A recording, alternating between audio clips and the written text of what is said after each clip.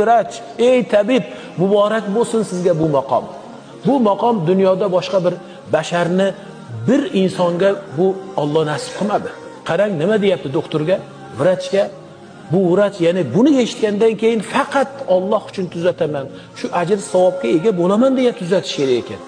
Kimda kim bir jonni jon bo'lib, nafs bo'lib, halokatga tushmasdan, o'lib ketmasdan, halokat bo'lib, yo'q bo'lib ketishdan asrab qoladigan bo'lsa, unda butun dunyodagi insonlarni jonini qutqarishlik ajri savobi berildi deydi.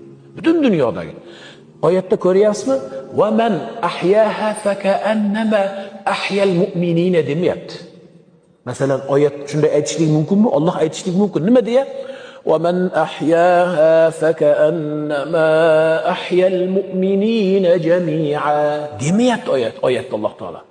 Annasa deyapti. Butun insonlarni, ya'ni bir nafsni qutqargan doktorga Alloh mukofot beryapti, butun dunyodagi nafsni, butun dunyodagi insonlarga jon berishlik mukofotini beryapti.